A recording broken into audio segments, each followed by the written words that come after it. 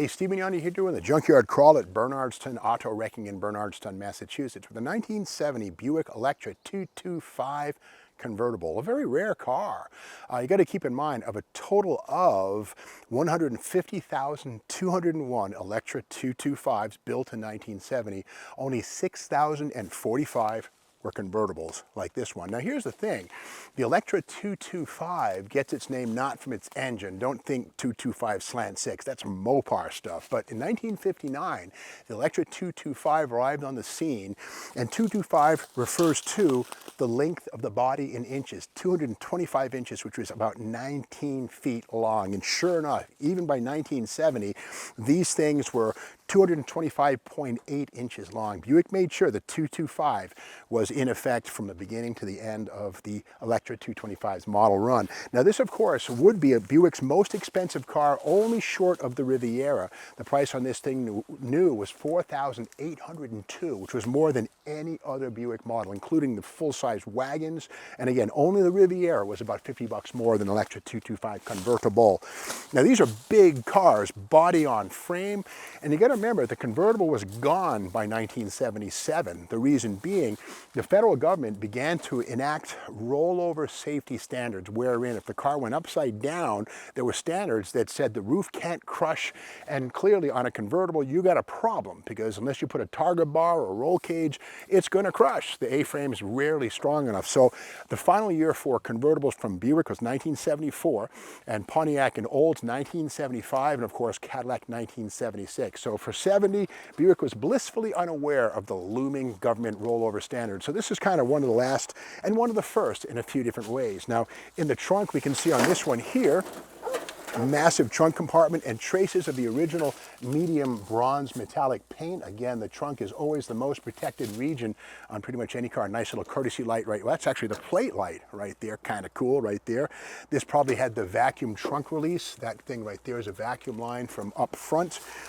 And just a nice big commodious trunk compartment. And again, this is Motor Trend magazine right here, October 1969, with a review of the new Buicks. And we all know that Motor Trend rarely makes mistakes, with one possible exception. Canceled? What do you mean we're canceled? But inside, here's the story of the new Buicks. And it says another bag of better cars. Of course, we can't forget that 1970 was the year that the 455 came on the scene. And the Buick GS 455 Skylark, a beautiful car, but the full-size cars also got a snoot full of 455. But here's the thing, this little box in blue here, Lee Mays was general manager of Buick, and he spoke to the fact that our Electra series with its distinctive styling has enjoyed greater growth in the 60s than any other luxury model on the market. From 58,000 in 1960 to an estimated of more than 150,000 units in 1970. And again, very, very popular, the Electra 225. And sure enough, his estimate of 150,000 turned out to be 150,201 units. But again, only 6,045 of them were convertibles like this here. Now, something unique and interesting about the convertible is the rear window glass. Now, it's been liberated, I guess, by nature, but this is a glass panel. You know, Buick, of course, a luxury car. You're not going to find plastic in one of these things, but look how thin that glass is right there. It's very, very thin, and yet it's very strong, you know? Now, this is something called Herculite. If you look right here, we'll see that it's tempered Herculite. Maybe you can see that logo right there, but that's basically a precursor to the Gorilla Glass that's used in your smartphone. In fact, there was something called Corning Chemcore, which was a very similar type of glass. And if you own a 68 Hemi Dart or Barracuda, one of the Hearst Superstockers, the side windows in these things went up and down with a strap, and they were equally thin. Chemcore, a version of this type of glass right here. Very thin stuff, very light, and yet very, very translucent. But again, the Chemcore and Herculite were various versions of what eventually became Gorilla Glass. I believe there's a sodium cooling or something involved in the process of making this glass. I'm not a chemist, but with that said, sodium plays a role in making this stuff thin, yet stiff, and very flexible. I mean, it's not brittle stuff. I wouldn't throw this against a rock, but with that said, pretty rugged stuff right there. Now, we'll make our way to the front of the car. The 225, the Electra 225, was available as a wagon and also as a four-door sedan, but the convertible was strictly a two-door. Obviously, no four-door convertibles unless you're talking Lincolns of the early 60s, the Continentals, but this is the inside. No manual transmissions, unfortunately, no 4-speeds, no 3-speed manuals, always the Turbo 400 with a column shifter. This one has the bench seat up front. The padding on the dash just beginning to make an appearance in 1970.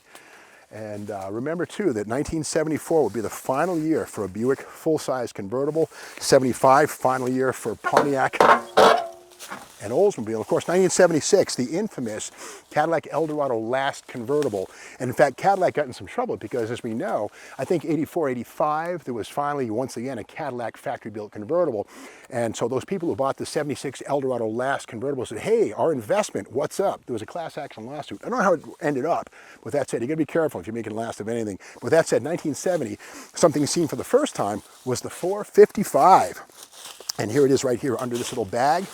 And the 455 was similar to the 430 of the year before, but it actually had a larger bore. It was 120 thousandths larger than the 430 that came before it.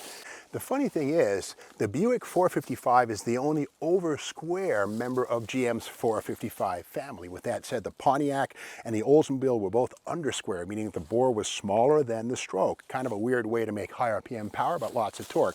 But in the case of the 455 Buick, the bore was 4.31 inches, the stroke 3.9, which means it was an over-square modern engine, capable of some higher RPM function. Now, something new for 1970, it's kind of cool, the junkyard cutaway right here. Let's pull the valve cover away, and here are the die-cast aluminum rocker arms right here, and there they are. Now, something that was added for 1970, instead of having springs between the rocker arms to separate them from each other in 1969 on the 430, Buick went to buttons, these little buttons right here. They press in, I think they're some sort of a hardened plastic, but that button right there keeps the rocker arm from sliding side to side, getting rid of the springs used in 1939. Another detail too is, of course, the Quadrajet, the 4-barrel, has the tiny primaries for economical cruising and massive secondaries, 800 CFM right there.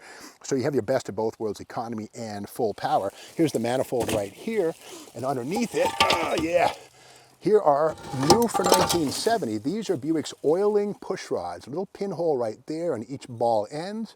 1969, these were solid and the oil was routed through the block, but for 70, Buick went to oiling push rods. These would squirt oil from the lifter up to the rocker arm. So new for 70, oiling push rods. Little things can make a big difference under the hood. Now this right here is the 1 year only 370 horsepower, 10-to-1 455 with 510 foot-pounds of torque.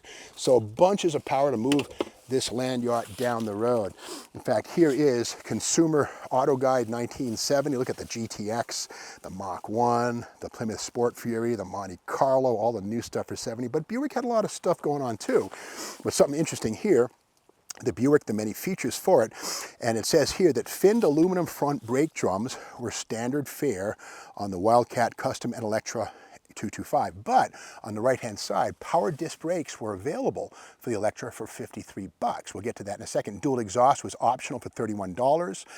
Positive traction, $48, well spent to make both rear tires spin. But getting back to those brakes, 1970 was the final year for that thing right there, a 12-inch aluminum drum, which first appeared, I believe, in 1959. But these are massive brake drums.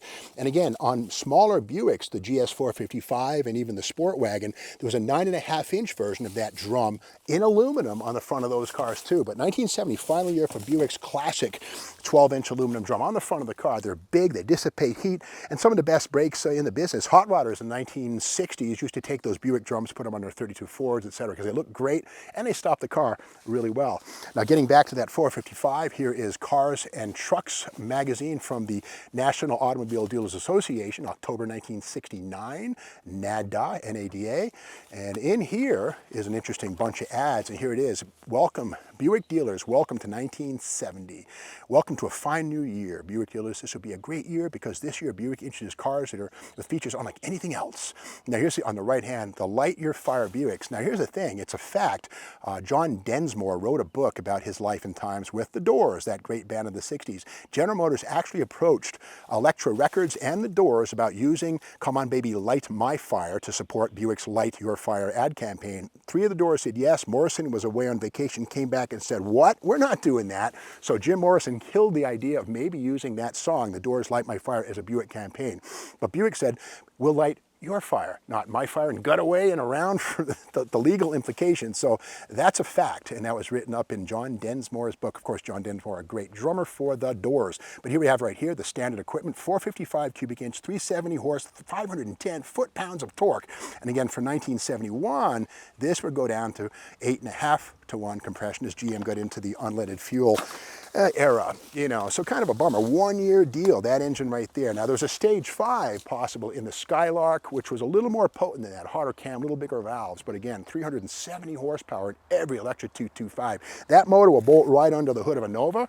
Minor issues with motor mounts, but otherwise plug that baby in. These are fairly light blocks. The Buick big block is different from a GM, like a Chevy 454. These are lighter engines, much different block architecture.